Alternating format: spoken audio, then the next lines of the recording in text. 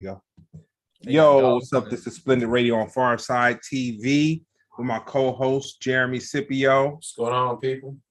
And a very special guest who's staying up quite late in his time zone to get with us. And I feel extra blessed because me and Jeremy been getting free content and comedy. You know what I'm saying? While he's off the clock, you know what I'm saying, Mr. Austin Hall. Hey. What's going on, y'all? How y'all feeling? Yeah, I'm gonna clap for myself. Yeah, that's I didn't know I was gonna be up this late. I didn't know I was gonna make it. You know what I'm saying? Nah, that's tight. That's tight. So we're gonna get into some current events a little further on down the road. But especially since you're in New York, how old were you the first time you got introduced to hip hop? Shit, man, like 6, 7. Like, yeah. Like I remember my brother used to have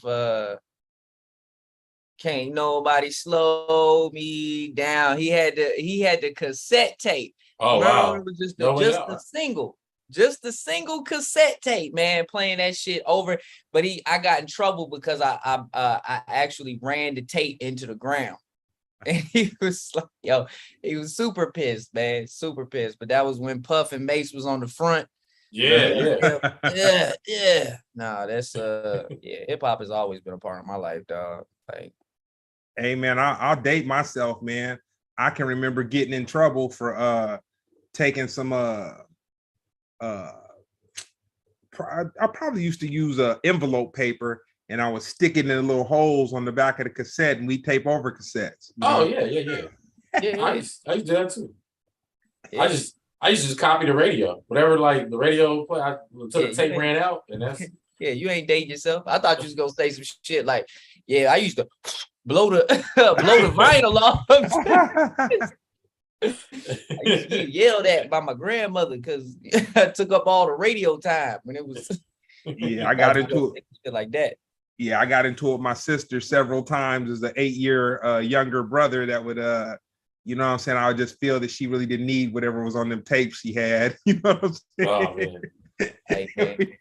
As a younger sibling, I'll let you know. I never gave a care about what anybody was doing, man.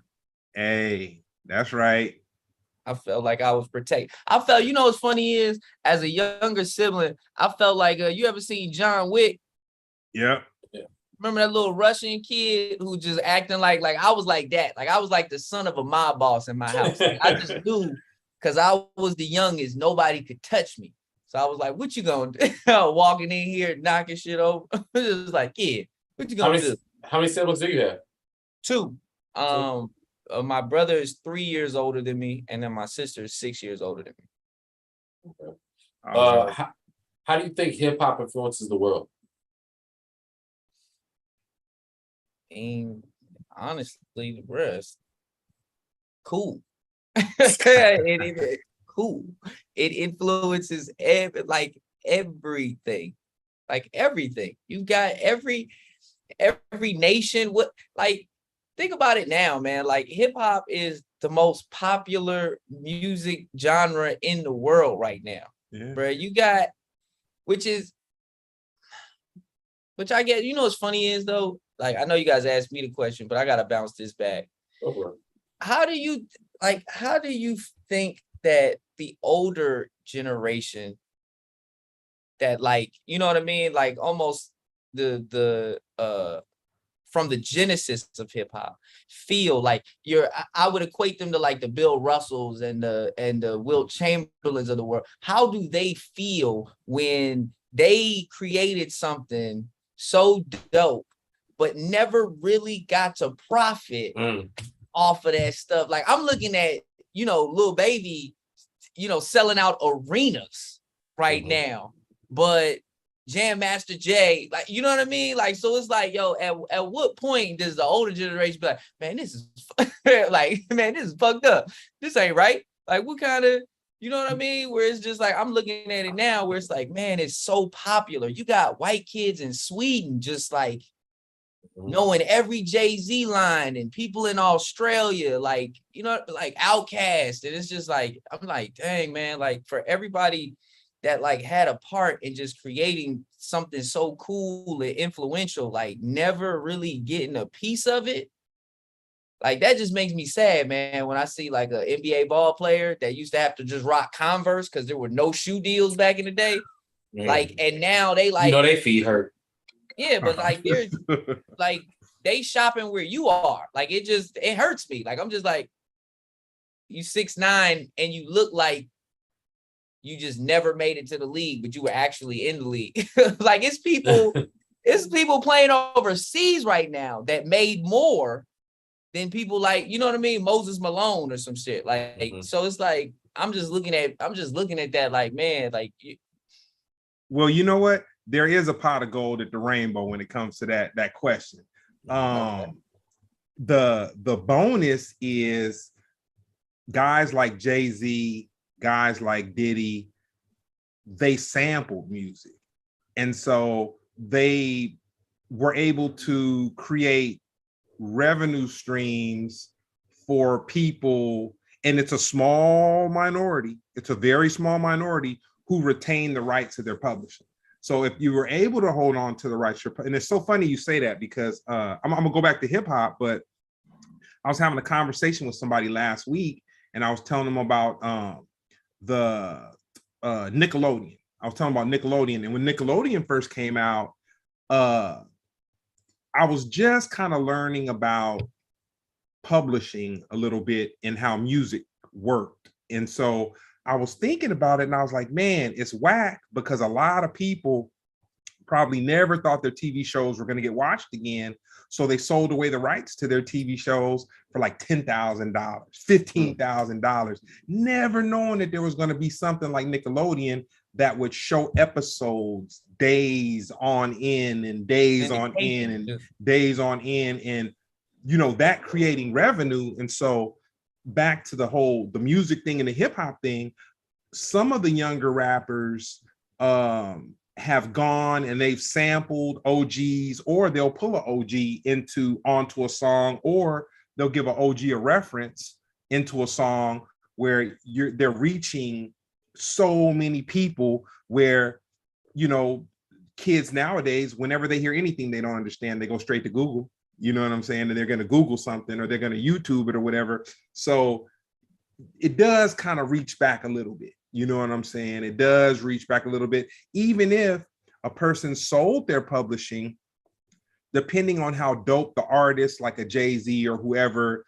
the reference is to the older artist or whatever, you know, people will like, they got these golden era tours that go on where they'll have these festivals that have like, you know, I was looking at Lisa and Cult Jam. Like, man, I was on Instagram and I was like, dang, she doing shows. She was out there, had her hair done, nails done. See, she had been working out a little bit, you know what I'm saying? So it is some type of a pension for the older musicians and stuff like that. But you know, my father, it's interesting. I was talking to someone about my father, and they're like, man, you know, your dad, he's like, you know, my dad was born in like 1942. So like 60s and 70s was like his beginning years. 80s were like his prime. And with my dad, like, he was not down with dreadlocks. He was not down with not wearing a tie and you had to have leather shoes and they needed to be shined. Like that was like his, you know, like his era. So, but this the twist though. Once he saw movies and once he saw commercials where people had dreadlocks and then they did get hipper and then they didn't talk proper, you know, proper English and all that kind of stuff. And it was behind, and like money was behind it. So let's just say it was like a commercial promoting something. To his generation, it was kind of like, oh, okay, it's kind of okay now, to the point of like my father was like almost as straight edge as you can be. He's a Southern Baptist, so they the most what's the word, when somebody religious. do as I no, not do as I say, not as I do. You know what I'm saying? That was an easy ass word. Nah, Jeremy. they call them religious. hypocritical. That's all I'm looking for. Hypocritical. Okay. So Pops, he's just like straight edge to the heart. But once he started seeing them cannabis stocks rise up, he was like, hey man, what's up with this? You know what I'm saying? I think we need to move a little money in this direction. And I'm like, cannabis, Dad? And he's like, hey man, it's legal. And I'm like, oh, okay. So it's kind of like with different generations, different things are a wild, wild west. You know what I'm saying? Where they weren't acceptable at one time and then they do become acceptable. But to the question, I saw an Instagram clip where Rick Ross was in Dubai and he was on a boat. And I was like, and I know that he didn't just take his money and go to Dubai, like, okay, I'm going to hop on a flight and go to Dubai or whatever. He went out there because they treat people, you know, if they're interested in what you do, you know, they'll treat you great.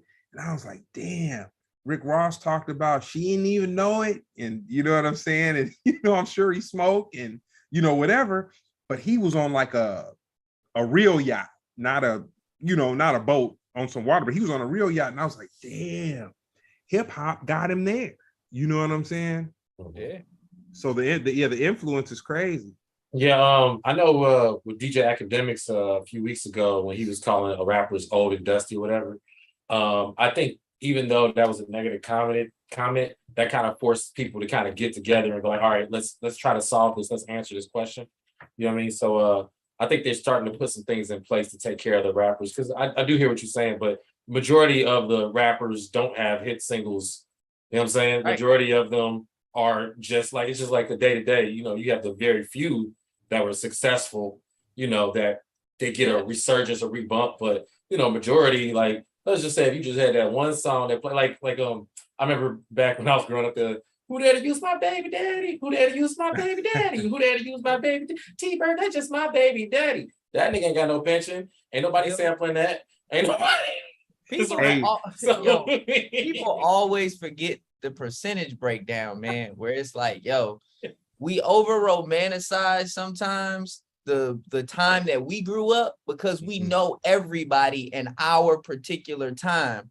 But when you really think about it, there's the top, and then there's everybody else that might have one song, two songs, like Drag On. Like you be like, yo, opposite of H2O, where if you going back and listen to that album and be like, yo, well, okay. So you got one with Juvenile, you got, all right, so that's three tops, and you like, that ain't enough to really get it done, man. That's like, you know, that's kind of like Alvin from the Cosby Show. Like if somebody that's one thing that people Alvin from the Cosby Show. Yeah. Point that shit out, bro. He got caught slipping. I remember that. When Cosby went out, man, it took a lot of people out with it because like you were saying about Nickelodeon and stuff like that, like there are certain artists that get these residual checks from things that they've done, and once that stops,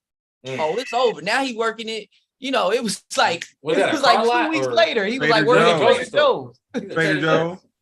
Yeah, it was like, oh, Cosby going down. They pulled his show, and then it was like, oh, I'm bagging groceries. Like Tyler Perry was like, man, we gotta help him out. Like this is crazy. Like so, like you're saying like.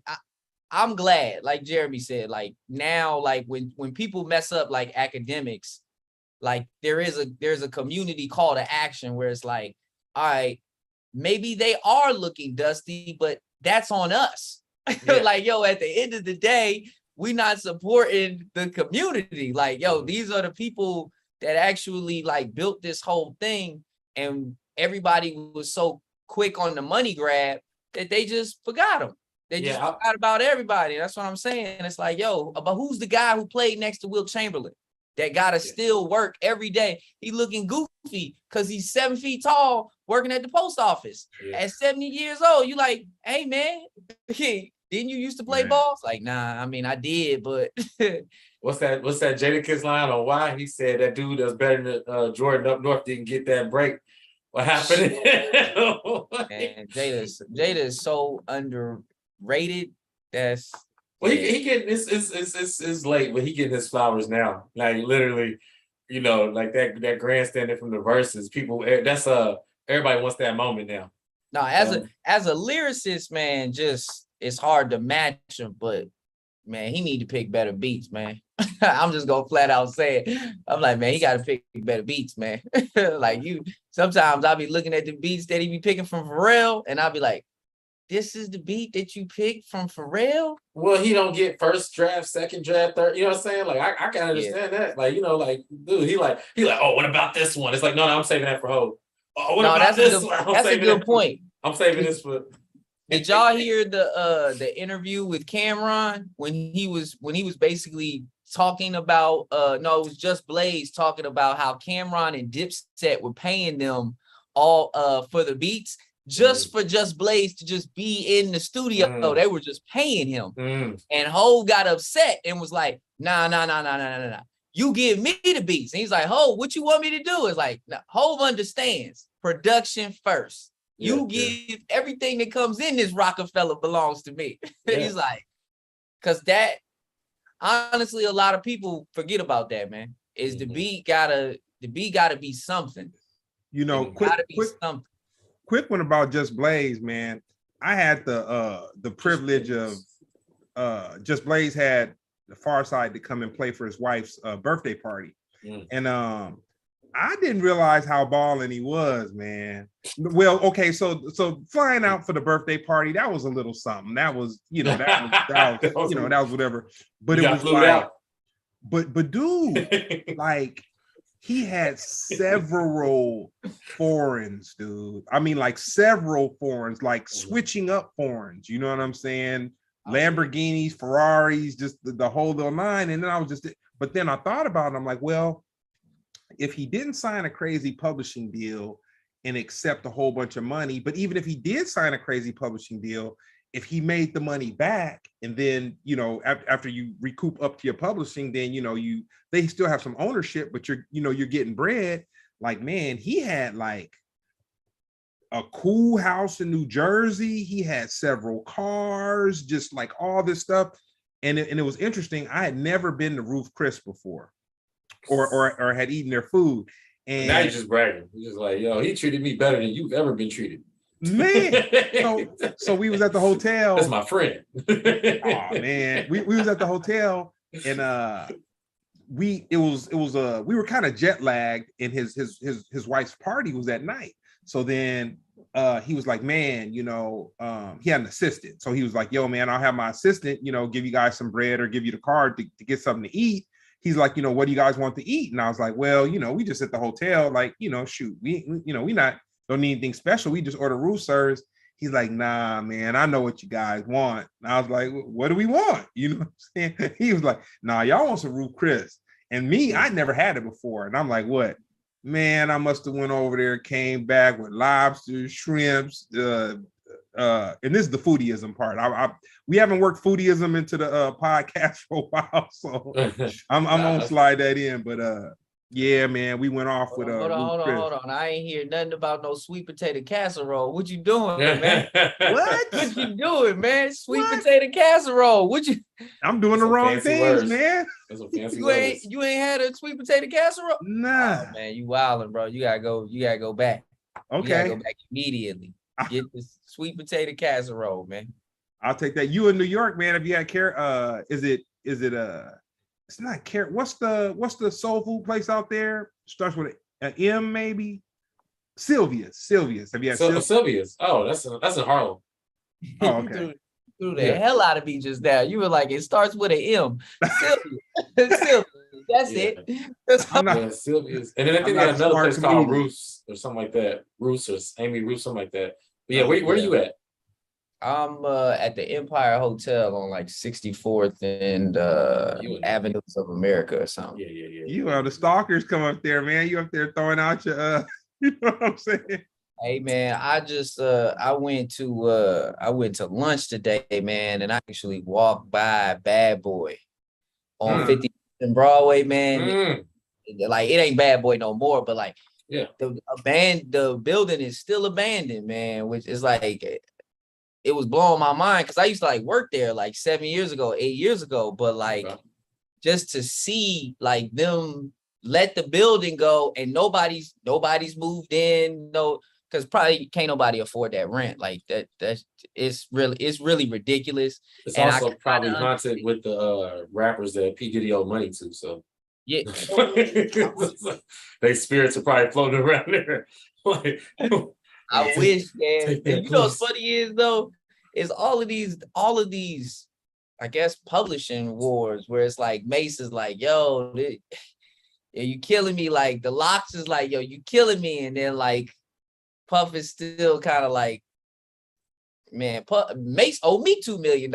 I'm like, yo, it's gonna be a long time before a forensic accountant really comes through and cleans up this you know what, it's been too long. And I'll tell you, I was involved in something where a record company did some crazy stuff, and what they did was they came out with like an anniversary album, and while everyone was kind of fuzzy on the anniversary album, and then people were trying to get together to do a lawsuit, they sold off their catalog for cheap. You know what I'm saying? And on some type of deal where they probably got residuals for a while off of it or whatever, but basically it was out of their name. And so when you tried to come after it, there really was no one to come after. So like, as far as people just waiting all that time, but the good thing is that after 30 years, your masters come back to you if you got the right attorney and you do and it's not 30 years. like 30 years. Oh, wow. Real quick then. Yo, did you hear about MC Search is selling off Nas's I don't know. He basically is executive producer of Nas's first album and second album. And he said he's selling off the rights to that. I'm wondering, is it because they're on their like 29th year or something? Could be, man. Getting your money, like getting your bread now. Like, yeah, you're like, I got to get rid of Illmatic because he's going to get it back anyway. Yeah, because I was thinking, like, why wouldn't he just sell it back to Nas? That's you know, another thing, when you're special enough to have made so much money in hip hop, it's kind of like I could have a whole bunch of something that I've already kind of gotten a lot that I could get out of. Perfect example, Irv Gotti. Irv Gotti sold off his catalog for hundreds of millions of dollars or something like that, of the whole Murder Inc. catalog or whatever. He sold it. But the thing about it is he made so much money off of it. And then me kind of deciphering, knowing something about the music industry, his interview with Drink Champs, he took that cash that he got from that and he parlayed it into something else where he could make more money. So it's kind of like, just like people were talking about talking about Boosie a week ago or something like that. He was selling cars and liquidating gold and stuff like that because he wanted to come up with $1 million. Now, do you really think Boosie, living on that, all those acres, I don't know how many acres, but I know that he had a shot from his house to some trees that were miles away and all that was his. But if Boosie's liquidating and trying to get $1 million cash, it's not because he doesn't have it, and it's not that he can't go and he can't, on credit or what do you call it? An equity line, an equity line of credit on a mortgage or something like that. But his thing was probably like, man, you know what? I got a bunch of trinkets that I paid for. I'm not driving this car, not driving that car. I don't wear this gold. I don't wear that gold. And then me being, I just got hustle in my bones. And so I know the thrill of sometimes just saying, you know what? I'm going to make this pay for this investment. I'm not going to take my money and do it, but I'm going to look around my warehouse and I got this machine I'm not using. I got that machine I'm not using. Woo. Even if I'm getting pennies on the dollar type of thing, you know what? And it's crazy because Brown always kind of like stress that with me when it comes to like me buying stuff. Cause I like to, like, I don't buy cars and stuff like that, but I'm like, I'll buy a goose to lay a golden egg, like fast. Like, man, I'll do that. Oh, okay. And he'll be like, dude, you got too much stuff. He's like, dude, you got too much stuff, dude. You don't even use what you got. He's like, man, why don't you get off some of the stuff? Because he's quick to slang, not like super dope drum machines and stuff like that, but he's quick to slang technology in order to jump up to new technology. You know what I'm saying? So keeping it on the music, other than hip hop, what's your favorite genre of music, Austin? Come on, man. It's like, honestly, it's like 70s Motown type shit. Okay. Yeah, like I always love like Marvin Gaye and yeah, it's like Al Green. I love all of, like, I grew up on that type of stuff. My brother was really big on that stuff too. Weird, because he like, I guess he always wanted to be kind of like a pimp. So like he would always listen to like Bootsy Collins and like smooth stuff like Teddy Pendergrass and stuff like that. So like I would listen to whatever he listened to because I would try to emulate him. So I'm like in 7th grade walking in. It was like, what you listening to also? Oh, nothing but this Teddy P. P. What? It's like T-Pain? Like, no. Like, no. So, but that, I also like, honestly, I like classical music and jazz and stuff like that, man. But I definitely classical or no, you like listen to Bach? Yeah, like classical. Beethoven? Yeah, like I was in band and orchestra and stuff like that. So do you listen to it? Yeah, like I listen to that all the time, man. Like I actually listen to everything except for hardcore metal stuff and country. Yeah, like those are 2 things like I just never have been able to get into or like to listen past. Like I was on a road trip the other day and this girl while I was going down to San Diego, she played like that like that type of stuff. I was like, man, turn that bullshit off.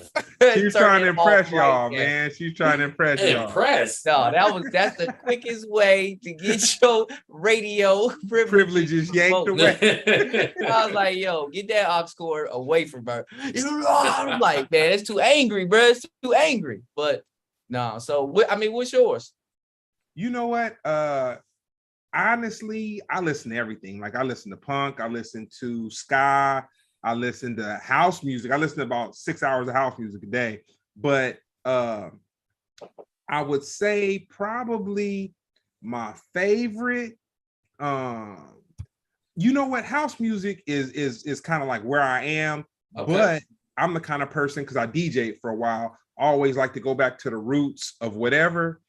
And I hate to say it, but dude, I really like disco. And a lot of people will want to fight me about that because it's so funny. One of my close friends' father. All black music.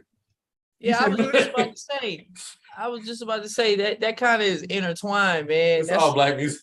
Yeah. and you know, one of my closest homeboys, his father, he was like, disco is just the same thing. I can't stand it. It just repeats. It's just the same thing, repeating. And I couldn't even comprehend what he was saying to me because I wasn't even in the disco at that time. I had liked house, but I didn't understand that house came from disco.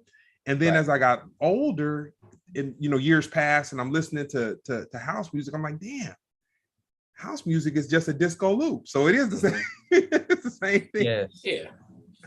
Real quick, Austin, I didn't mention to you, we have a chat that's been rooming along. I kind of don't mention it unless something interesting come up. But we got a couple people that's been like keeping up. But my boy Buzz said when you said your favorite genre of music is one of them was classical, he said he ain't from this turn of the century. Hey man, sometimes what's funny though is I also got into classical because I'm a real film guy.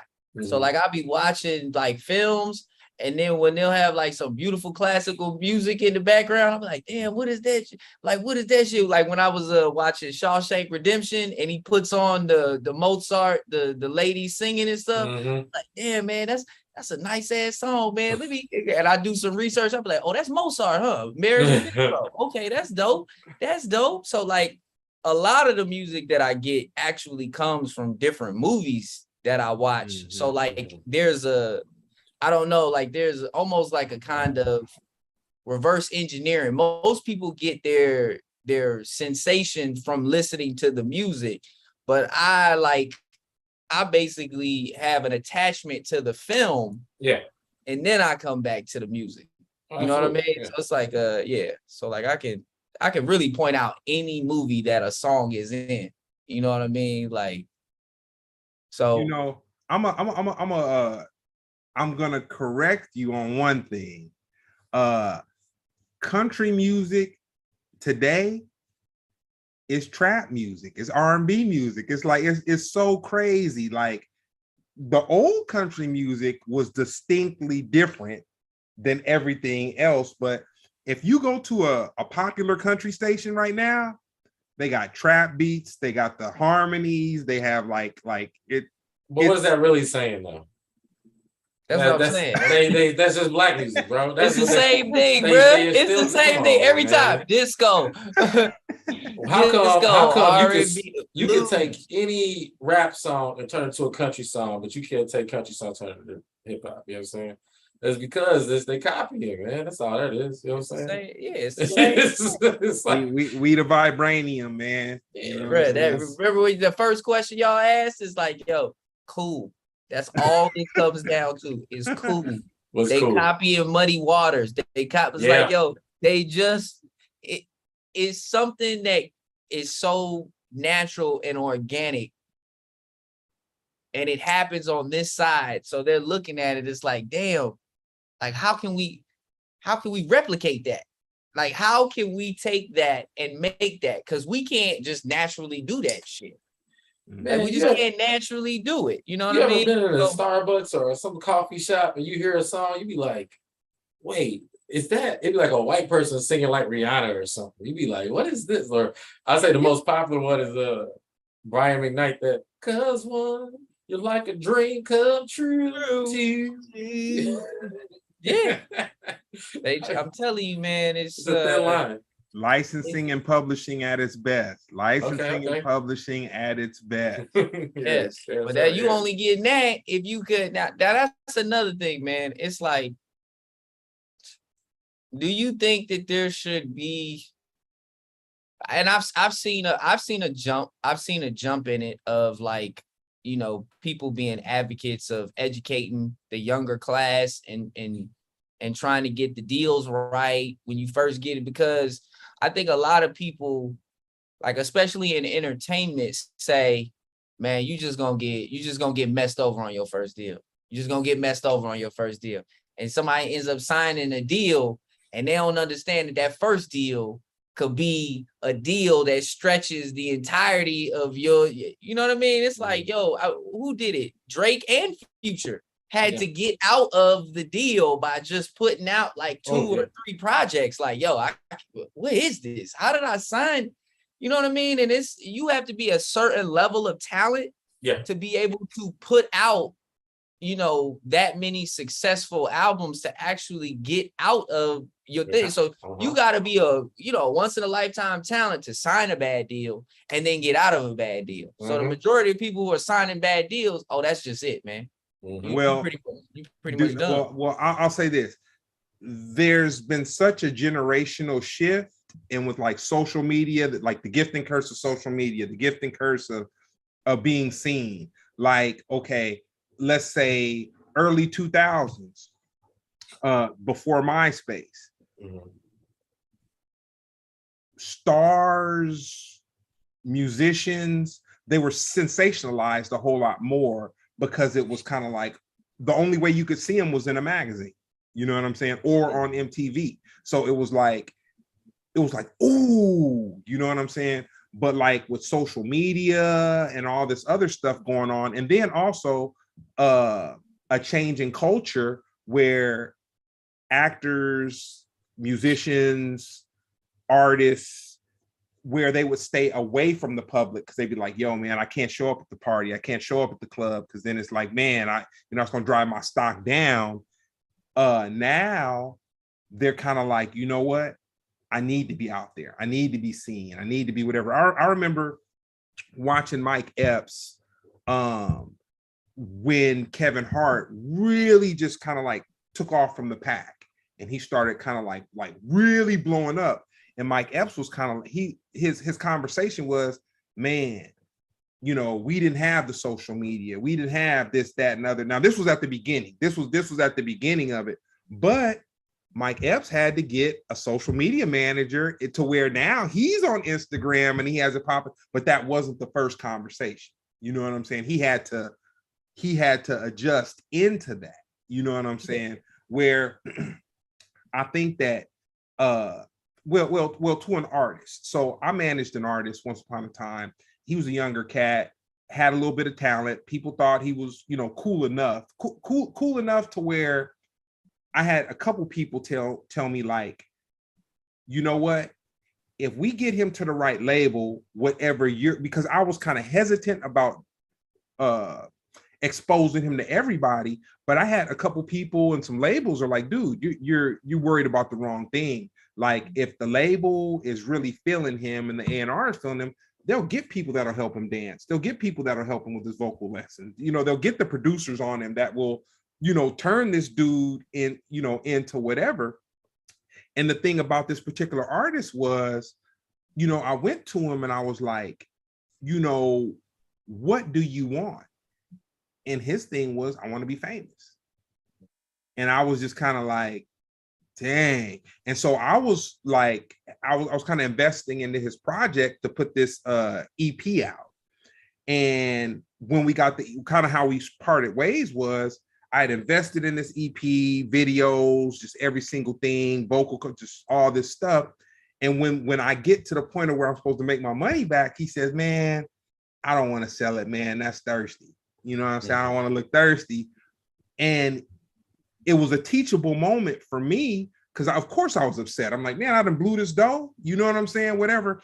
But then the culture of people that he was trying to sell to had these huge marketing machines behind them where the artists were about the money, but they didn't make it look like they were about the money. You know what I'm saying? So it was kind of like this reverse marketing, this push and pull marketing type of thing going on. And I kind of got it. But, you talking about Austin, about, man, should have the guys, gone back and pulled and, how should you talk to the younger artists and all this, that, and other.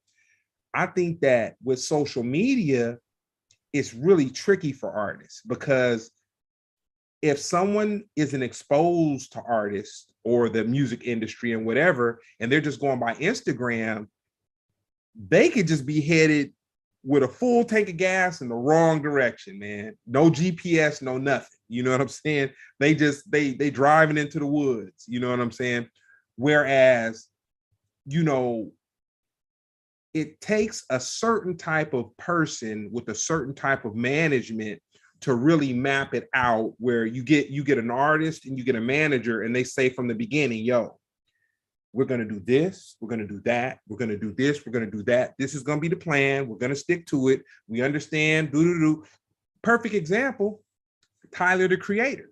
People look at Tyler, the Creator, and they'll say like, oh man, this was just this dope kid. He came out of nowhere, blah, blah, blah. He was groomed. Like he didn't just come out of nowhere. He was manufactured. Like he didn't, and I'm not saying that he doesn't have talent or didn't have talent or whatever, but there was a marketing plan to Tyler, the Creator. I want to say that he was a graphic designer at one point for somebody that had influence and that was kind of in the mix a little bit and knew some stuff. And so they put a little bit behind them. But I think that the largest problem is kind of like these younger artists that want to come out, they're looking at Instagram and they're seeing gold, they're seeing foreign cars, they're seeing all this stuff. And they're thinking like, oh man, I'm not worried about the money. Just give me the jewelry and give me the foreigns. And then by me looking like I have money, it's going to attract more money, but them not understanding that there's only like 1 in 10 people that will actually work for.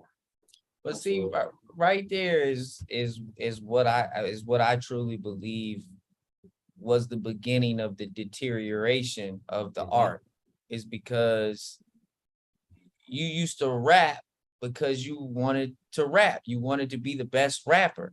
Like, I think the majority of people in all of these fields in entertainment now are more about fame and money than they are about art. So you have a bunch of actors who don't really want to be actors. They just want to be famous. You have a bunch of kids who want to be rappers, but they don't really want to be rappers. They just want to be rich and famous and sleep with all the women and all of it. Like, yo, I want the, and I used to say this to one of my friends too, because I mean, honestly, I had to tell him the truth. I was like, I think you are more enamored with the life of an actress than you are with actually being an actress. You don't read plays, you don't do this. Like, all of the real thespians I know really take their art. All of the rappers that I know, this was another thing that I was like, yo, if you look at hip hop today, who are the top 3 male artists right now? Who would you say are the top 3 male artists aside from Lil Baby? Because Lil Baby is up there, Kendrick, right? So you would say Kendrick, Drake, and Cole, right? Cole, yeah. All 3 of those dudes take their art very seriously. Yeah. They do the research. They know all it. You know what I mean? So it's like, same thing with anything. Like the league, basketball, the top 3 people, they're serious about their game. They practice everything, right? Like, so like you look at the majority of all of these things or all of these departments of entertainment, and you're like, oh, you don't really like this. You like the lifestyle, but you don't realize that a lot of that lifestyle only belongs to the people at the top of the thing. Like, being an actor or a rapper is not a glorious lifestyle if you're not one of the most successful at this thing. Like, you doing these little 300 seaters and the booker might not be giving you your money on time, and it's you ain't living no little baby life. You live in an actual baby's life, like you like the whole thing. So it's like, at what point do you think, I mean, or not even at what point, is, do you even think that this is reversible? Do you just feel like, yo, this is going down and it ain't no way back from this? Like, this I believe it's gonna bottom out. Okay. I believe it's gonna, because and the reason why I'll say that, it was very interesting that you mentioned Kendrick Lamar, and like he's an anomaly. We all could probably agree to some level that he's an anomaly. But the very interesting thing about Kendrick was he really took time off in his last album. He really created some genius. Like, regardless, it didn't stick around that long. But the thing about what does stick around that long, right? You know, in today's, you know, time or whatever.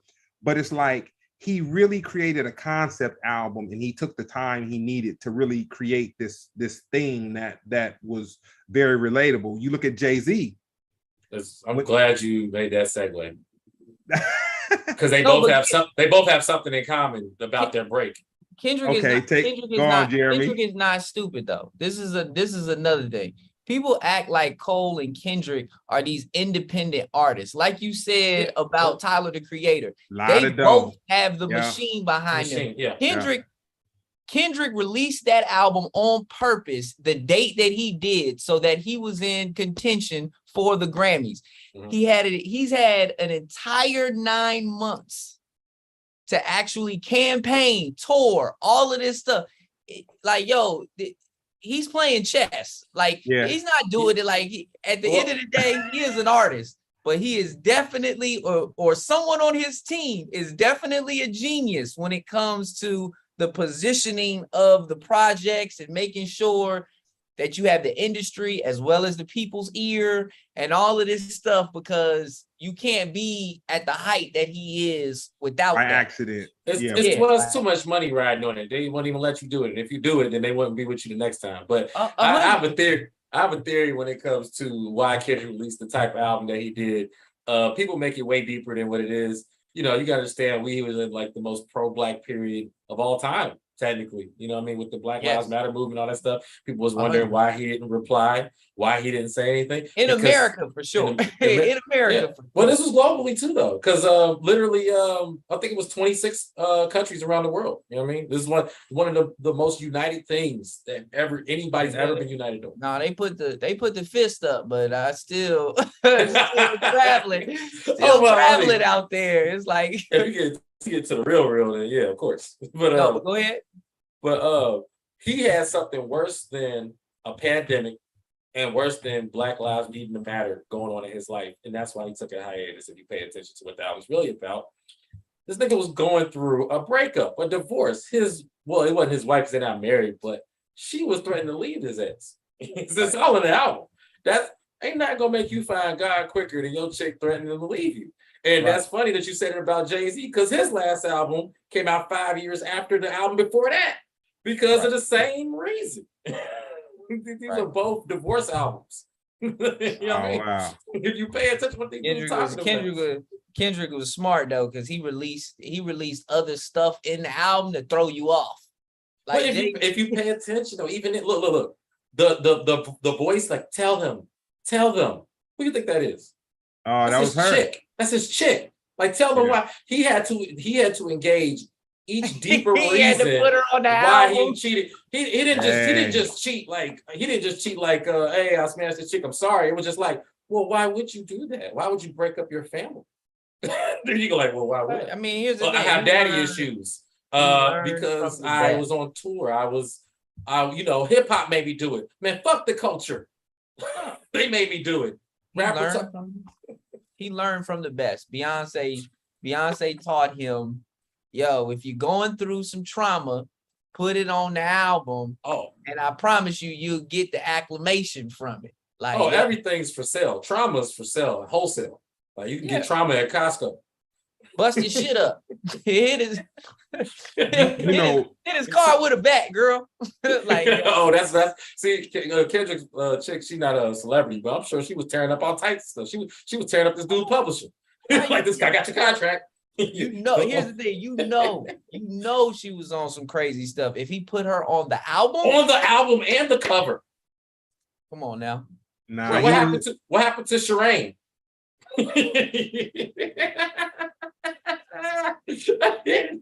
Talk about Shireen on this album. I'm sorry. I have conspiracies about every hip hop artist, so it's not just him. But I believe that was the more pressing thing going on in his life. That's why we got the type of album that we got, and his critique of the culture. You know what I mean? Mm-hmm. You know, but to your point, he's an artist and he takes his time and he has the machine behind him, of course. But back to you, Austin. What job have you had that you feel like gave you the best life experience? The best life experience. Yeah. Being a comedian. Honestly, being a comedian has given me the best life experience. Before being a comedian. Something that made you want to be a comedian because you're like, man, I am doing this. Oh, man, I've been doing finance, man. I almost kind of want to let you run. It's like we was going to get a Paul Mooney answer. Matter of fact, what's funny is finance, I guess, was it, because it really did teach me that, although I wouldn't say money isn't everything, but money isn't everything. Like, I really understood after working finance that you can have money and that shit cannot save you from everything like that. And I mean, that's why I think that saying is accurate. It's like money ain't everything. No, it's not. It'll handle a lot of stuff. But honestly, if you're not happy, nah, man. If you're not happy with who you are and what you're doing, it can't save you. All the cars in the world, all the foreigns, all the girls, all the drugs, all of that stuff. Like, honestly, that's why I quit. Like, I was going to the strip club every single day during lunch. And I was just like, and I remember one day that I still remember this. I remember the day that I actually decided to quit my job was I was at this place in Manhattan. Me and my boys went there for lunch, man. I used to always get the hanger steak and the tater tots. And I actually was drinking this day hard. And I remember my boy leaned over and was like, yo, don't you think you should get back? It's like 2:00. Like my lunch was over an hour ago. And I was like, nah, they'd be all right. And I just remember at that moment, I was like, you have to leave, bro. I was like, you don't even care about your living anymore. Like you don't care about how you living right now. You have to leave this situation, bro. The money, the women, the drugs, all of that stuff is not enough to numb it. You're not happy. And I remember when I graduated from Morehouse, I did say, if I ever woke up and I was unhappy with what I was doing, I was going to figure out how to figure out what it was I did want to do. Because I ain't going out like that.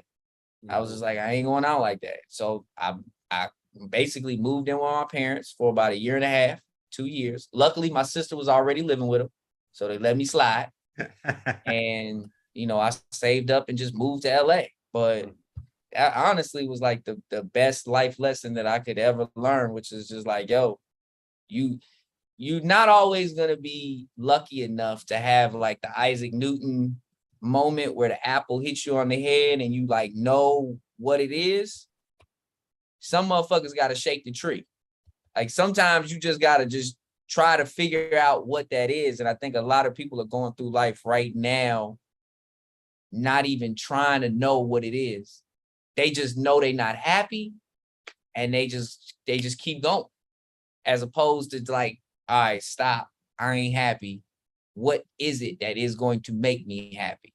Right? Like I think the majority of the world is just moving in this constant motion. And that's why the pandemic scared everybody. It wasn't that the world was going to end. It was the simple fact that for the first time in life, everything stopped and you had to be alone with who you were, who you decided to be with, all of that. You had no distractions. You didn't have a job to go to. You didn't have nothing, movies, nothing. You were stuck. You were just like, damn, like, do I really like who I am? Do I even like what I do? Like, damn, it's like, that's why everybody loves going out. That's why they love doing stuff, because you know why LeBron James gets paid $50 million a year? It's not because he's the best basketball player in the world. It's because he's one of the best distractions in the world. People will actually pay to go see him play. Lots of money. To do something that it's like, yo, how could you be poor watching LeBron James make millions of dollars? Right? How could you be doing that? You got to turn off the TV and start making moves. But no, corporations love that because it's like, he's so good. He's a distraction. He'll keep everybody else where they're supposed to be, where we need them to be. That's why we pay all of the people who are really good at what they do lots of money, because they distract everybody else. You just ruined my fantasy, man. You are a smart comedian. You're not like you smart, funny, but you're really smart. You know what's your fantasy?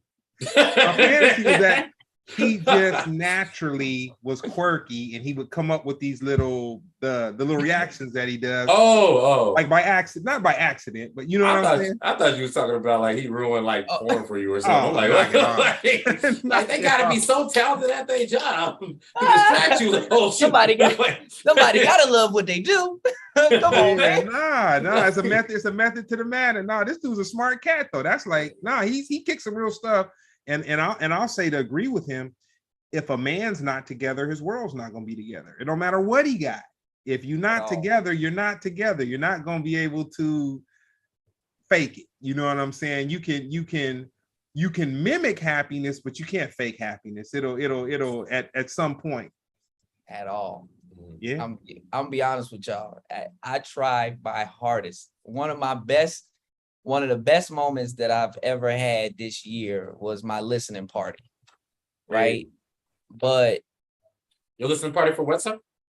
For that new comedy album, man, on iTunes, Apple Music. fire. Go get it right now. American Native. Trust me. One of the top albums in the country. If I can, yeah. One of the top. If I'm not mistaken, I think it was the top. Yes, sir. Oh, yes, sir. It was there for a week. It was there for a week. Up for Grammy consideration. Come on, man. Let's vote. Let's vote. Let's get out and vote, baby. Let's get out and vote. But back to your point. Just to speak about the not being able to fake it is that day I had to go to the venue at 8 a.m. and help set up and all of that stuff. And I ended up not being able to go home. Like it took 12 hours to set up for this whole thing or whatever. So I never got to rest. I had to go in the back like some sex worker and take paper towels and hand soap and basically give my shit a little bird bath and shit and come back out with a new shirt on. The same pajama pants I had. You'll see a video that I let out on Instagram where you be like, oh damn, he do got them black pajama pants on with the merch shirt on. But during the whole listening party, man, I was so exhausted.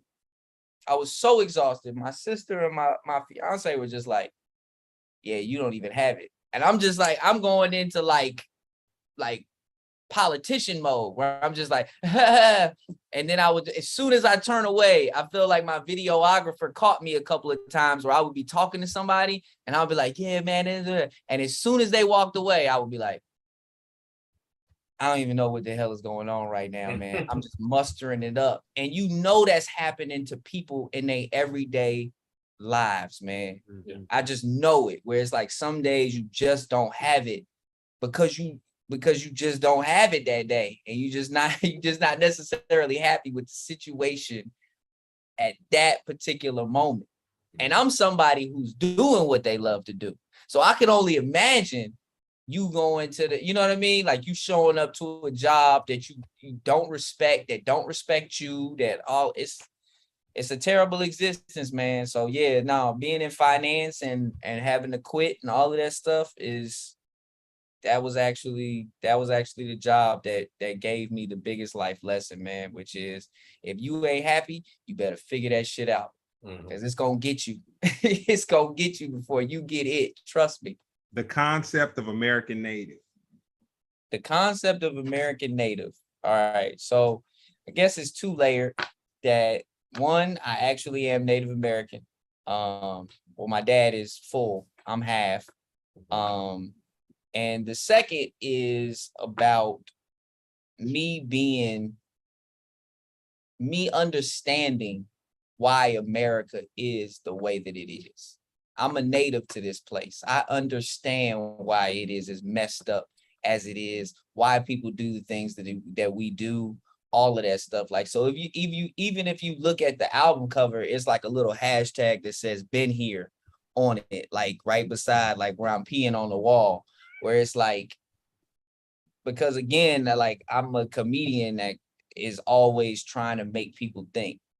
You know what I mean? Like, so it's like, I like to make people laugh. I actually love to make people laugh, but I love to make people be like, damn, man, I didn't even think of it like that. Or, yo, that's mad interesting. Like just now when you were like, yo, that's a pretty deep thought. I like those moments, but I really love those moments where where that shit is like seeping in your brain through laughter. Like, yo, that's an amazing, funny point that you just made, like seriously. So I think that's why I went with it.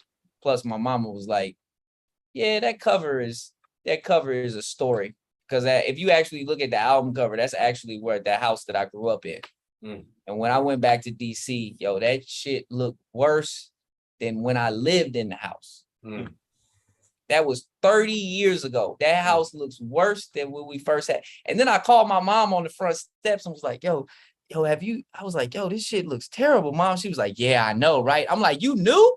You knew this whole time? Like, we gotta get back to the community. Like, I can't be coming back like yay and being like, yo, this is where because every other house on that block has been like renovated. Like yeah, it was. I mean, it's DC. Like they came in. It ain't Chocolate City no more, bro. Like every other house on Bate Street has like been renovated. It's worth 1.5, all of that stuff. You look at this house, man, you like, yo, this is the story of America. This is the story of America. We just let this shit fall to this. How long did you live in DC? 7, 8 years. About how old were you when you left? 7 or 8. Okay. Yeah, right. And then I got shipped off to Indianapolis, Indiana. So culture shock. Yeah. Oh yeah. I like how you act like it was a punishment. You know, it was a punishment too, because my mom used to send us back to DC like every summer so that we, you know what I mean, so that the white trashiness wouldn't rub off on us. Then she was like, I can't have y'all influenced. I can't have y'all influenced by this place. We gotta send them away to DC as much as possible, man. Indianapolis is a pretty black city. That's where the Black Expo is, if I'm not mistaken. It is. which is pretty much like a Midwestern version of Atlanta. It is indeed. No, it ain't no Midwestern. No. Nah, you ain't gonna get it. You ain't gonna get it there, bro. You ain't gonna get it there. I just remember the biggest rims I've ever seen on a car. They do stuff like they put like 28 on a Corvette. Oh, it's crazy, bro. But you know what's funny is the Midwest is really the South of the North. Like if you see Chicago and like Cleveland and all of that stuff, they do a lot of stuff that, you know, Southerners really do. Yeah. Like, so like, you know, they used to have all the loud suits and all of that shit. Yeah. Like, and sometimes, man, I remember when I wore my first pair of overalls. That shit was just overalls. Terrible. Man. I saw a school picture the other day of that shit. I was like, why would you let me wear this? I had the Superman shirt. I know, man. I was like, thought I was damn near crisscross at one point. It's about to come back though. You don't think so? Yeah. You want to rock with things back? Absolutely not, bro. Grown ass man, dog. Like wearing no overalls today. And kids can get away with that. Now I'm to the age now where I'm never gonna step out of that old man's lane. Yeah, I'm just cool, manicured. You know what I mean? I'm not the loud, flamboyant guy anymore. I don't feel like I'm far from it myself. I was gonna say, yeah, that's kind of cool that you decided to use I didn't know that was like your, well, I did know because we talked about it, but initially when I first saw it, I didn't think that was like the house you grew up in and stuff. That's actually pretty cool. That reminded me of, course, Eminem did that with Marshall Mathers LP, and J. Cole did it with Forest Lane. What do you feel like your through line is to your comedy? And by through line, I mean, I don't think a lot of comics realize it, but I think we talked about this before, where if you listen to every joke of a certain comedian, it's always, because comedy is such a free art form. Like nobody tells you what you have to talk about. So whatever your mind come up with, there's something in common with the topics. You know what I'm saying? Like if you weren't aware of it before, what do you think your through line is? Or if you had to come up with one? If it doesn't make sense, it makes me angry. That's really what it, like, honestly, that's really what it is. Like, that's always been my pet peeve. If I can't understand it, that's why, like, me and my fiance always get into it, because she's actually upset with me at times because I'm obsessed with understanding things. Yeah. We're similar. Like, we're similar in that way. Yeah, like I can't let shit go. Yeah. If I don't understand it, if somebody has done something and I don't understand, now I understand why my dad was the way that he was. Like, yo, like I understand why your dad was the way that he was. It was like, no, the shoe got to be leather. It don't make sense for a person to be walking out here with non-leather shoes. That don't make no sense. Like, so now, like, it's like, why would you do that? And then the kid is like, I don't know. Oh, your frontal lobe is not developed. That's why you doing that. That's why kids do dumb stuff. It's just not a I don't know thing. Like I had to go and research this. It's like, your brain is not fully developed. That's why you just starting fires on the carpet and shit like that. Like, yo, oh, okay. Now I understand. Like, so when I see stuff in society, my goal is to make it understandable, not just to me, but make it understandable to the people that I'm talking to, because that really is what it is, man, is you're connecting up there, whether you like it or not, whether you're on stage, whether you rapping, you know what I mean? As an artist and as an entertainer, it really all is about connection. So what I connect for the most part with my audience or whoever I'm performing in front of is I'm seeing this goofy stuff and I'm letting you understand it like I'm understanding it for the first time. That's why, like, even if, Jeremy, I think you told me you listened to the album, but like even with the victims, right? Mm-hmm. This whole victim mentality these days, where it's like, why does everybody want to be a victim? Oh, because if I act like a victim, then I can get the sympathy, but not necessarily go through the intense struggle that the people I'm trying to act like went through. Oh, that's why people like this big. You see what I'm saying? Yeah. It's that type of stuff that I'm like, I gotta understand this. I don't understand why these kids. Now that joke hit hard. And you said you got people live in a studio apartment giving financial advice. Oh, the same thing. It was the same thing. It's like, yo, what was the other one?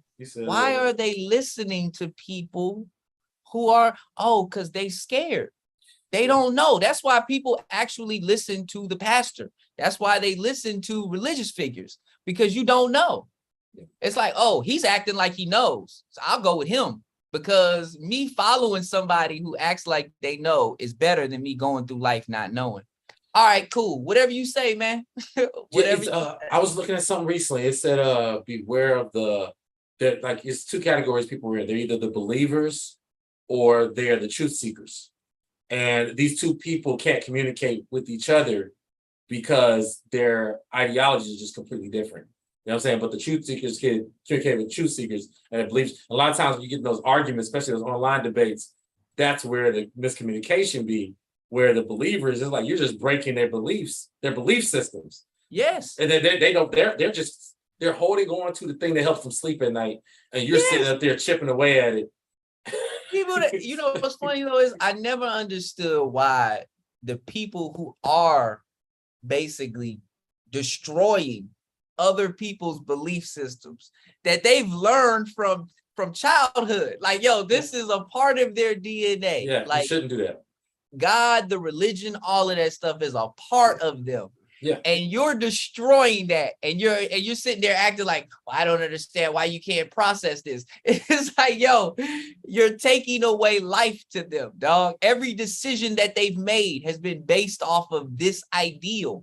Like, that's not, no. That's got to be handled with care. That's a professional that needs to be doing that. You just can't be yelling stuff at them. Like, well, your God is a lie. Like, you're like, no. What month you were born? You said what? What month were you born?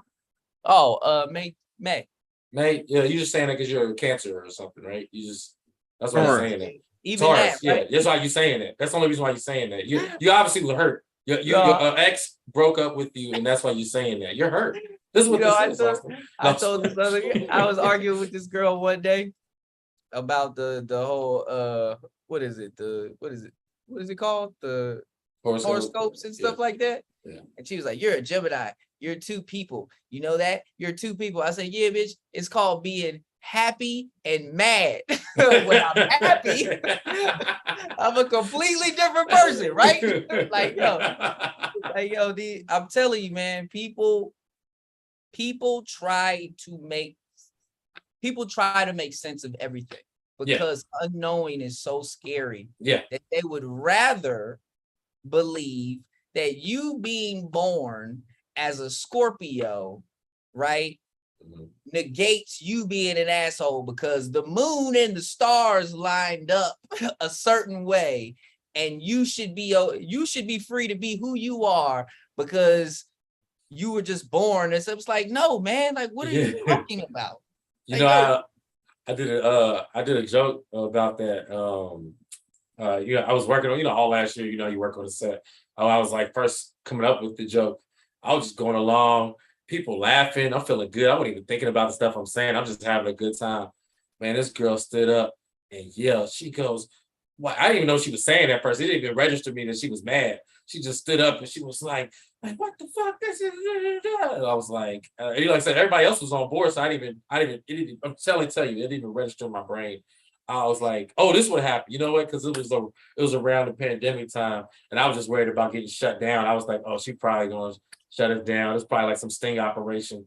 And then next, she was like, yeah, she goes, you're messing with people's religion, and how dare you say this stuff? And then I was already at this point in the joke where I say something like racism was more valid, something like that. I don't know. I said something. Man, she was pissed.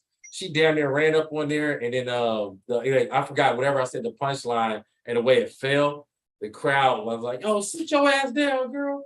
But I ain't gonna lie, a part of me did get scared because I was like, "Damn, like, did I say something that was offensive?" Because it didn't even register to me. I was like, I thought we all thought it was a joke. Like, we were all adults in here. I thought we all was like, oh, this is funny, right? This ain't serious. Like, you don't seriously think that, it's just lack of accountability that's happening. Like, it's not. No, this is why people get upset with me when I talk about Tupac. Oh, what'd you say?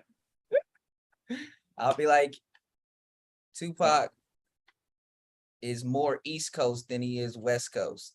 Oh, yeah, of course. He was not who everyone thought he was. He was a better actor than Denzel Washington.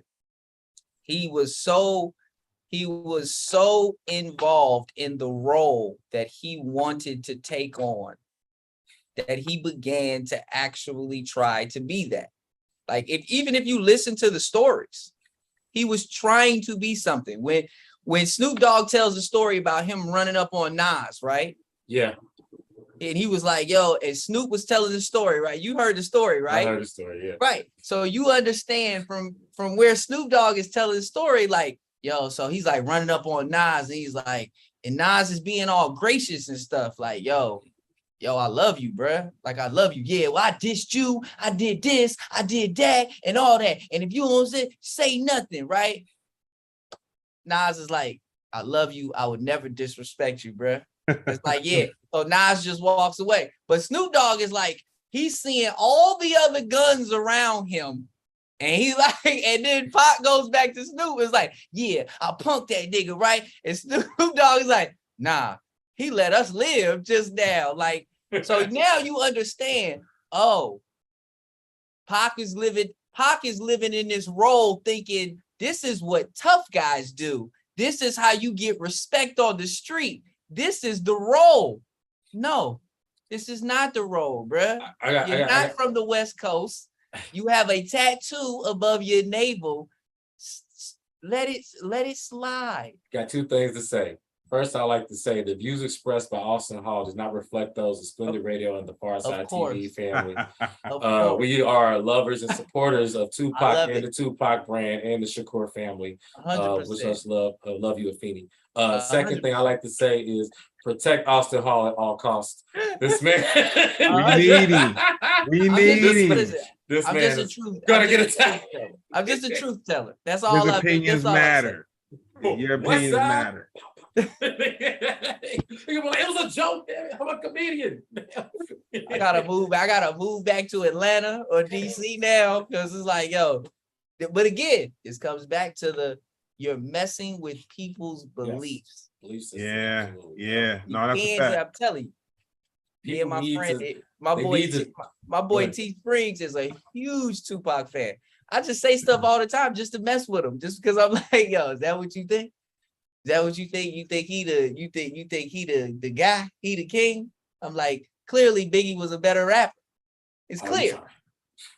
It's clear.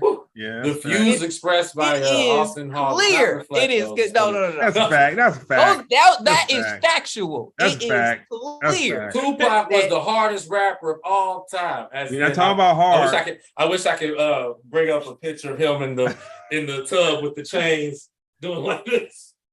Is this your key? Here's the thing. I will say this about Pac. He was an amazing entertainer. Yep. He was an amazing entertainer. And seriously, and his work ethic was second to none. Like, and a great rapper. He was a great entertainer, and seriously, he was great. No, he was one of the better ones back then. But I don't like here's where you lose me. I don't like the comparisons, because again, Big was so ahead of his time. I mean, you play some of these verses today, and you're just like, oh man, this dude was giving you this dude's flow was so futuristic. Like, how could you compare the two? The East and the West Coast, I get that stuff. But that guy versus this guy, come on, man. Like, it's the writing is on the wall, bro. Why Big didn't reply back to this? We have this conversation. No, listen, man. This guy was more marketable for sure. He should guy reply back to hit him up, man. He should have said something back. That would have shut it off there. Which is crazy though, right? It's crazy. Because the whole thing was we gotta protect the money. And he ended up getting shot anyway. It's like, man, you might as well just started bucking shots back, man. Forget it. I don't know what you was gonna say though. But I would have started with the navel tattoo and the nose for sure. But yeah, that, you know what I mean? Like that, but that's one thing, man. Everybody gotta let that part of it just go. When you become a rapper or an actor or whatever, let the other life that you please just leave that behind. You living in a fantasy, man. Yeah. You know what I always think is interesting. As much as I love my gangster rappers, I love the rappers that talk about. I'll be thinking about this. They sold drugs for like, let's say 2, maybe 5 years at the most, and they spend the next 30 years rapping about the 2 years that they sold drugs. And they talk about like it happened yesterday. I'll go ahead, Austin. No. I'm saying, why, as like an artist, as like the baby, right? Yeah. Your whole purpose was to get out of the danger of this lifestyle. Now you're on tour making millions. You're one of the biggest artists ever. And for some crazy reason, you still having shootouts in your house. I don't understand it. I don't understand this. Walmart and in the house, he been killed. Yeah. Folks, you know what I'm saying? The Walmart one, I was like, it's crazy because I ain't gonna lie. When I first heard the story, narratives are important. When I first heard the story, I was actually on his side. I was like, dude, trying to run up on you. You know what I'm saying? It's an open carry state. That's fine. But then you seen the video. Did you see the video? Oh, listen, man. These videos out here. Oh, my God. This dude is a murderer. First of all, listen. These videos out here are ruining defense lawyers. They just ruined it. Like, it's like, Tate? That could have been an argument. Don't touch me, bro. Could have handled that. Could have handled it. This dude's a murderer. Bro, I'm trying to tell you, there have been so many instances in like the last 5 or 6 years. Like even the Ray Rice shit. The Tate changes dang. Everything. Whoa. Man. Everything. Yeah. You just you would. I mean, here's the thing. We would think that we would know just as human beings. It's like, yo, girl having actual footage of you cheating and you having some text messages is a completely different story. Like you can wiggle out of oh man, I was over there, blah, blah. The Tate, that's you. Nah. That's you.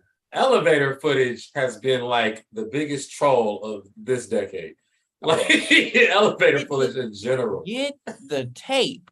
That's what I'm like, yo, DMZ, get the tape. If you are anywhere in the public, your job is to get that tape before TMZ gets that tape. I would say if I had to pick another career, it would be the security at the Ritz-Carlton or the Beverly Hilton. And I would just constantly monitor the elevator, watching celebrities get in, like, oh, didn't Ray Rice refuse to pay the guy too? Like he was offered the tape, and he was like, nah, forget that. Because him and the girl agreed. It was on one accord. It was like, yeah, it was just a slip up. You know what I'm saying? We just got into it. And we're over it. We already over it. Man, she a writer. Shame on them, man. Shame on them. Ego is a cold thing, man. Ego is a cold. Yeah. So Austin, we gonna have you come back. Definitely when you release your next project, and man, it never get old. And like I said, I'm a huge fan. I'm gonna end it out with the monkey hustle question. So the monkey hustle came from a friend dear to the podcast. Somebody imitated somebody, and they ended up gaining an Instagram account. Ended up getting got behind somebody coming with some hustle and some woo woo woo. So that being said, it could either be you or somebody you know. What's the most creative hustle that you've ever seen either happen to you or happen to somebody who you know? And you can mix it up a little bit to just give us the gist of it, but the most creative hustle. The most creative hustle.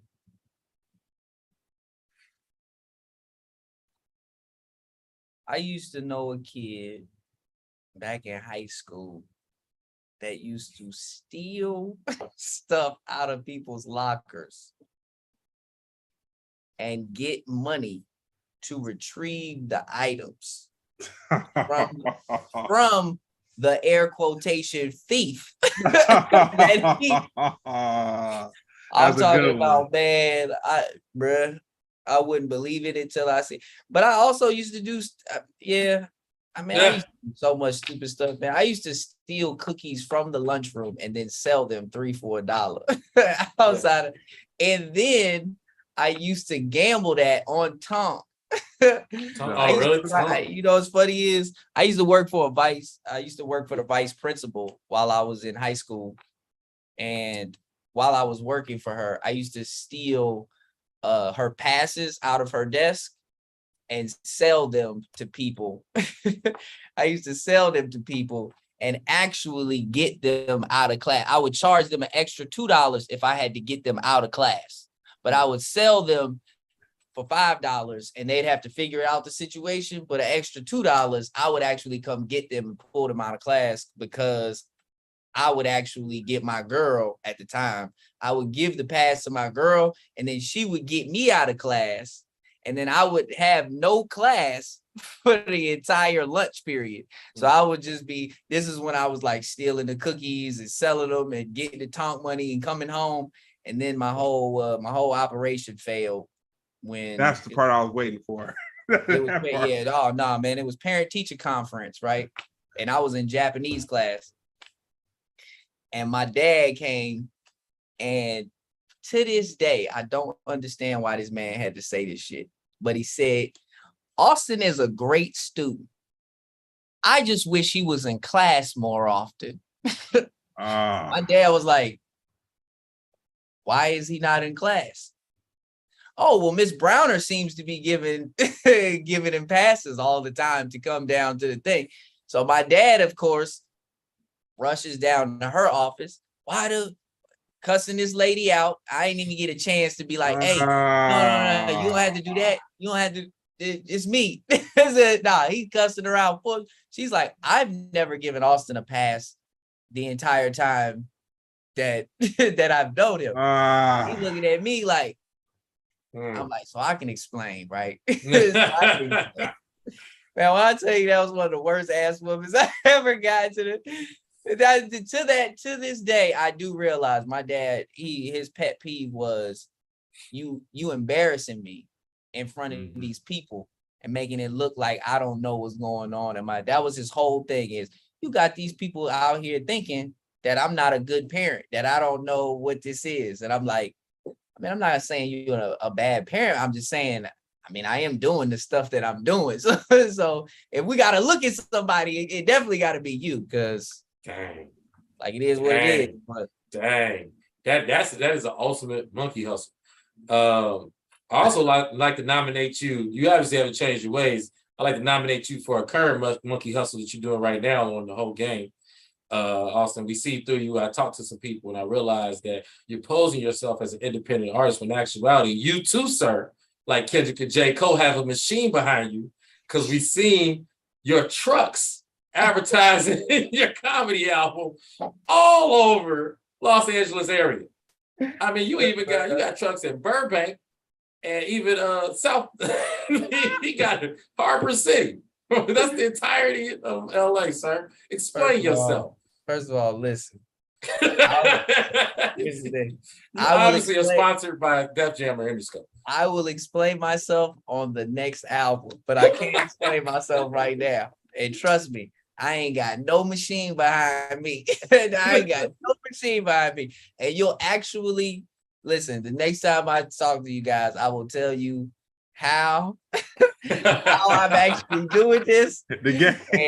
And you will definitely laugh at this shit and be like, oh, damn. Okay. All right. I see it. But no, man, it's when you really are like, even for your Grammy consideration, like I already understand that I am competing against people with millions of followers. And I ain't talking about Instagram. I'm talking about people like Louis, who like he got enough people, not on Instagram, but enough people buying his album or his special when he releases independent. He just putting it out on his website and he's getting 1 million downloads and stuff like that.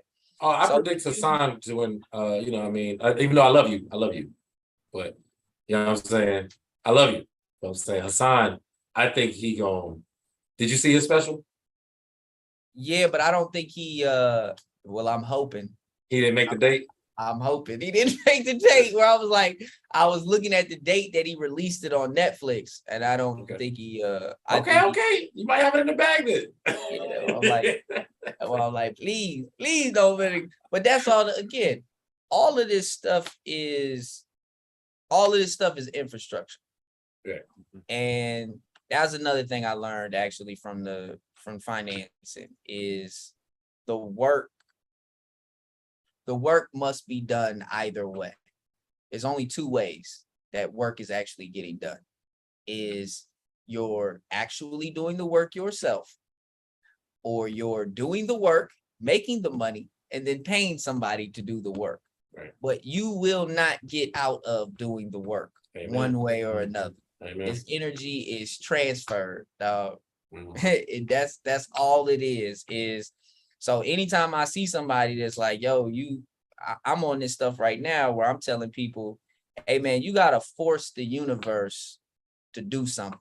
The universe is not built, or it's not positioned to just do something for you when you do nothing.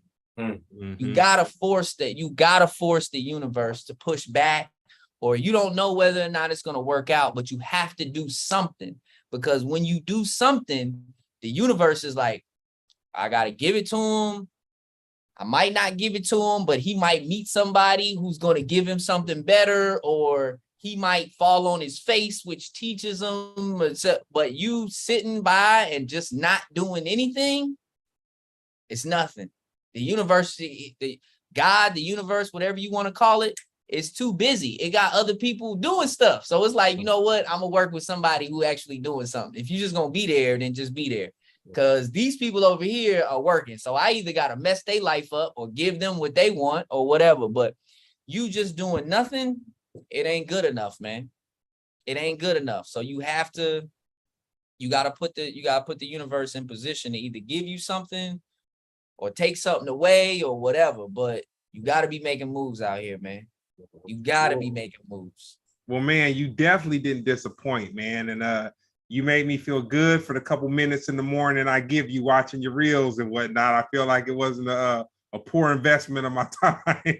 I appreciate that, man. It wasn't a poor investment of my time, man. What's your IG tag? It's Austin Hall Comedy on all platforms. Oh man, you gotta check him out, man. You gotta check him out, man. He's definitely one of the more intelligent comedians. His reactions are great. He verbalizes what I think on several topics, so that's something dope. So you have any shows you want to shout out? Anything? I know you're in New York right now, but when you get back to LA, you got anything we can look forward to, or you want to check out? I'm on Tony Baker and Friends on the 24th. Oh, me too. Oh, that's yeah? Fun. Yeah. Oh, that's dope. Good. That's actually real good. That's funny. Nah, man, listen. Right now, I need every single human being watching this to go to iTunes. Y'all hear him. Either buy the album or download it on Apple Music and tell everybody that you know to do the same thing, because voting ends October 23rd. So as much exposure is the name of the game. I need to, you can't get to these voters directly. You know what I mean? So you gotta, some people gotta be out here talking about this thing, because trust me, the Grammys ain't gonna give you no list. Trust me, I tried. Trust me, I tried. It's some legal issues. It's some legal issues preventing me. But nah, man, you just gotta hustle. And and I'm just telling everybody, listen, the album. I have done more promo for this one album, more marketing for this one album than I've done anything in my life. I have sold this album more than trying to get pussy. I promise you. I have done everything necessary. I done DM people. I'm telling you, man, I've been talking to people I ain't talked to in 7 years. Yeah. Just texting them out of the blue, like, hey man, it's been far too long, brother. I hope everything is going all right on your side. Like, but now that I have your attention, like, yo, so again, tell a friend to tell a friend, go get American Native. It's on all streaming platforms except Spotify, because of course, Spotify is not doing any new distribution for spoken word or comedy that is recognized as spoken word. So like, wait, what is this? Spotify? So essentially there's a dispute going on right now. That's still going on? Spotify? Yeah, man. I'm like, what is happening, bro? I'm like, why? That's like half the customers, where I'm just like, why would y'all do this now? But anyways, whatever. It's on all streaming platforms except for Spotify, because they on some BS right now. But you can get it anywhere other than Spotify in the US, of course. If you in Sweden, go ahead and download the album from Sweden or Australia or whatever, or the Congo. Do whatever you need to do. But like I said, man, I appreciate you guys opening your platform to me, because exposure is the name of the game. And I actually respect y'all, and I like talking to y'all and interacting with y'all, man. And y'all just really good people, man. So I appreciate you letting me come on here, man, and talk some shit for a little bit. Nah, that's right. So what's up with you, Jeremy? You got anything coming up? Anything you want us to know about? Just like Austin said, I'll be on Tony Baker and Friends on the 24th of October. I think that's the most important thing. I got some other stuff coming up, but the most important thing I would like to focus on is I'll be in Memphis, Tennessee, January 13th to the 15th. You're going to be so annoyed with how many times I announced that, because I need as many people there. There's this place called Growlers. We need to sell it out. We need to make that happen. So anyway, Growlers, January 13th to the 15th. January next year, 14th to the 15th. 13th. Oh, man, 2 shows. 13. 5 shows? 5 shows, yes. Yeah, Memphis. I've never been to Memphis before, but I got people there. We just sell that bad boy out. So, how many seats? I think it's 150. I think so. Yeah, we'll see. Yeah, man, I'm trying to get where you at. I mean, I'm trying to get where I'm at. Oh, that's what I'm saying. Hey, just like you said, you ain't promoting nothing as hard as this album. Hey, you gonna see how much I promote Memphis, Tennessee. I ain't gonna lie, that shit sound harder than selling this album right now. What, we got time though. We got time. Yeah. So yeah. That Tony thing gonna help you out though. Oh my God, man. Yeah, you already know. Dope. Well, no, man. I want to thank both y'all. This has been another episode of Splendid Radio on